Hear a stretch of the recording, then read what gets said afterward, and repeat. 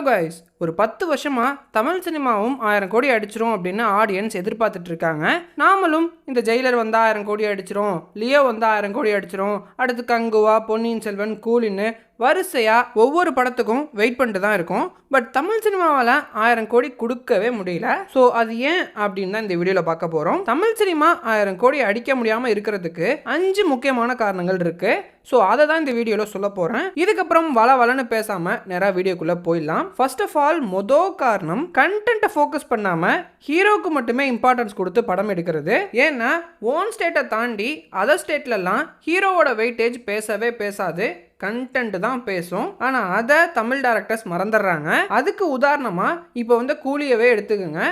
சுற்றி ரஜினிக்கு மாஸ் வைக்க மட்டுமே இந்த படம் எடுத்த மாதிரி தான் இருந்துச்சு. இத்தனைக்கும் இவ்வளோ பெரிய கேஸ்ட் இருந்தும் 1000 கோடி அடிக்க முடியாததுக்கு காரணம் அவங்க கண்டென்ட்டையே ஃபோக்கஸ் பண்ணாமல் ஆக்டர்ஸ்க்கு மாஸ் வச்சு படத்தை ஓட்டிடலாம் அப்படின்னு நினச்சது தான். அதுவே தெலுங்கு படங்களை பாருங்க, லைக் RRR, ஜூனியர் என்டிஆரை போட்டு ராம் சரண் அந்த அடிப்பார். தெலுங்கு ஸ்டேட்ஸில் ஜூனியர் என்டிஆர் எவ்வளோ பெரிய ஹீரோன்னு நம்ம எல்லாருக்குமே தெரியும்.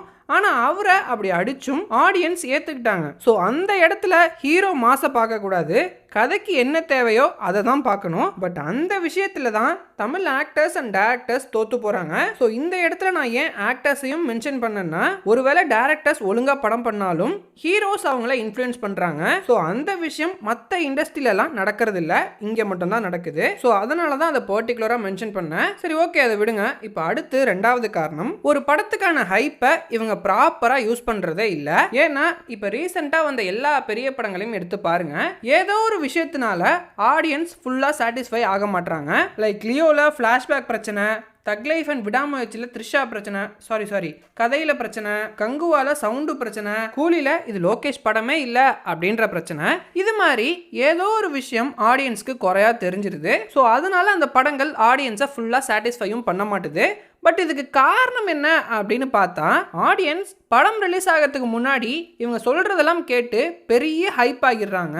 அந்த ஹைப்பை இவங்களால ஹேண்டில் பண்ண முடியல. ஸோ இதுதான் முக்கியமான காரணம் ஆடியன்ஸை படங்கள் ஃபுல்லாக சாட்டிஸ்ஃபை பண்ணாததுக்கு. ஏன்னா இவங்க ப்ராப்பராக ஹைப்பு கொடுக்கறதே இல்லை.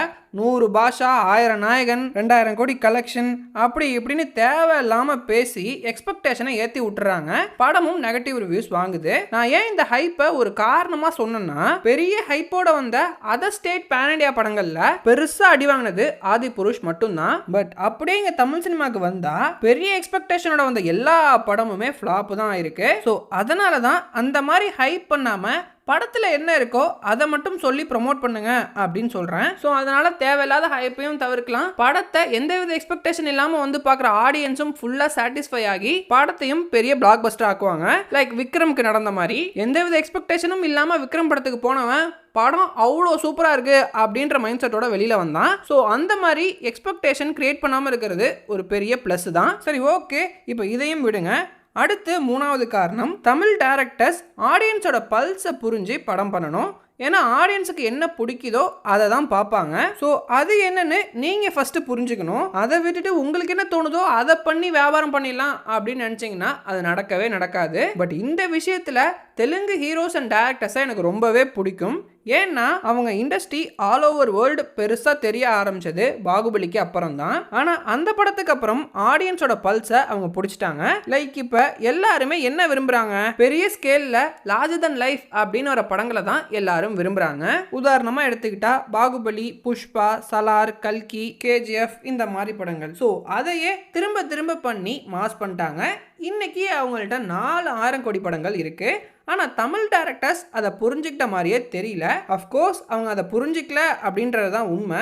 ஏன்னா இங்கேயும் லார்ஜர் தென் லைஃப் அப்படின்ற கேரக்டர்ஸ்லாம் இருக்கு. உதாரணமாக நீங்கள் ரோலக்ஸே எடுத்துக்கலாம். எவ்வளோ பெரிய இம்பாக்ட்ஃபுல் கேரக்டர். ஆனால் அந்த படம் கிட்டத்தட்ட 4 வருஷம் ஆக போகுது. ஆனால் இதுவரை ஒரு வார்த்தை பேசலை அதை பற்றி. இங்கே ஆடியன்ஸ் ரோலக்ஸை எவ்வளோ எக்ஸ்பெக்ட் பண்ணுறாங்க அப்படின்னு அவருக்கு தெரியுதா இல்லையா அப்படின்னு தெரில. ரோலக்ஸை விடுங்க, ஆடியன்ஸ் இப்போ உங்கள்கிட்ட என்ன கேட்குறாங்க, கைதி 2ன்னு கேட்குறாங்க. ஸோ அதுக்குள்ளே நீங்கள் போயிருக்கணும். பட் இங்கே நான் சொல்ல வர விஷயம் என்னென்னா, ஆடியன்ஸுக்கு என்ன தேவையோ, அவங்க என்ன பார்க்க விரும்புகிறாங்களோ அதை பண்ணால் பெரிய ரீச்சும் பெரிய கலெக்ஷனும் தானாக சேரும். ஸோ அதை தான் இந்த டாப்பிக்கில் நான் சொல்ல வந்தேன். சரி, ஓகே, இப்போ இதையும் விடுங்க. அடுத்து 4வது காரணம், குவாலிட்டி ஆஃப் சினிமா. தமிழ் சினிமாவை பொறுத்தவரை குவாலிட்டிங்கிறது கொஞ்சம் கம்மியாக தான் இருக்குது. ஏன்னா இங்கே மட்டும்தான் ஹீரோக்கு 100 கோடி சம்பளம் கொடுத்துட்டு படத்தை 10 கோடிக்கு எடுக்கிறாங்க. வேற எந்த ஸ்டேட்லையுமே ஹீரோ இவ்வளோ பெரிய சம்பளம் வாங்குறது இல்லையா ப்ரோ அப்படின்னு நீங்கள் கேட்காதீங்க. கண்டிப்பாக வாங்குறாங்க. ஆனால் அதுக்காக அவங்க குவாலிட்டியில் எந்த காம்ப்ரமைஸும் பண்ணுறதே இல்லை. ஸோ அதுதான் அவங்களோட பாசிட்டிவாகவும் நம்மளோட நெகட்டிவாகவும் இருக்குது. ஸோ இதுக்கு ஒரு பெரிய உதாரணம் நீங்கள் கோட்டையே எடுத்துக்கலாம். ஸோ அந்த படத்தில் குவாலிட்டியை காம்ப்ரமைஸ் பண்ணதுனால தான் டிஏஜிங் எந்த லட்சணத்தில் இருந்துச்சு அப்படின்னு பார்த்தோம். ஸோ ஜஸ்ட் இது ஒரு உதாரணம் தான். இன்னும் இது மாதிரி நிறைய படங்கள் இருக்குது. ஸோ அதனால தான் சொல்கிறேன், தமிழ் சினிமா 1000 கோடி அடிக்காததுக்கு குவாலிட்டியும் ஒரு முக்கியமான காரணம் அப்படின்னு. சரி, ஓகே, இப்போ எல்லாத்தையும் விடுங்க. கடைசியாக 5வது காரணம் தமிழ் ஆடியன்ஸோட மைண்ட் செட் தான். இவங்க மற்ற படங்களுக்கு சப்போர்ட் பண்ணுற மாதிரி தமிழ் படத்துக்கு சப்போர்ட் பண்ணுறதே இல்லை. லைக் இப்போ குபேராவை எடுத்துக்கிட்டா தெலுங்கில் பெரிய பிளாக் பஸ்டர், ஆனால் தமிழில் ஃப்ளாப்பு. ஸோ அதுதான் ஏன்னு கேட்குறேன். வருஷம் 2025 ஆயிடுச்சு, ஆனால் இன்னும் இவனுங்களுக்குள்ளேயே அணில் லாம தவக்கலை மல்லாக் மெண்டல்னு சொல்லி விளையாண்டுட்டு இருக்கானுங்க. ஸோ அதோட நிறுத்திக்கிட்டா கூட பரவாயில்ல, ஃபேன் வாருங்கிற பேரில் நல்ல படங்களையும் கெடுத்து விட்டுறானுங்க. இந்த ஒஸ்ட் ஃபேன் வார் எப்போ ஒழியுதோ அன்னைக்கு தான் கோலிவுட்டும் உருப்பணும். ஸோ இதை நான் யாரையும் குறிப்பிட்டோ இல்லை ஹர்ட் பண்ணணும்னு சொல்லலை, பட் இதுதான் உண்மை. தமிழ் சினிமாவோட இந்த நிலைமைக்கு ஆடியன்ஸும் ஒரு முக்கியமான காரணம் தான். ஏன்னா வர நல்ல நல்ல படங்கள் எல்லாம் ஒதுக்கிட்டு அப்புறம் அந்த படத்தை மிஸ் பண்ணிட்டோமே இந்த படத்தை மிஸ் பண்ணிட்டோமேன்னு ஃபீல் பண்ணுவாங்க. ஸோ அதனால தான் இந்த ஃபேன் வாரெல்லாம் ஒழிச்சிட்டு நல்ல படங்களை அப்பப்பயே கொண்டாடிடுங்க அப்படின்னு நான் சொல்கிறேன். ஸோ ஆடியன்ஸோட இந்த நிலைப்பாடு மாறிடுச்சுன்னா தமிழ் சினிமாவோட ஸ்டாண்டர்ட்ஸ் நெக்ஸ்ட் லெவலுக்கு போகும். ஸோ அதனால தான் ஆடியன்ஸையும் ஒரு காரணமாக வச்சேன். ஸோ ஃபைனலாக தமிழ் சினிமா 1000 கோடி அடிக்காததை பற்றி நான் சொல்லணும்னு நினச்சதெல்லாம் சொல்லிட்டேன். இதையும் தாண்டி நீங்கள் எதுவும் சொல்லணும்னு நினச்சாலோ இல்லை சொல்கிறதுக்கு எதுவும் வச்சுருந்தீங்கனாலோ போகிற போக்கில் கமெண்ட்டில் சொல்லிட்டு போங்க. Good bye.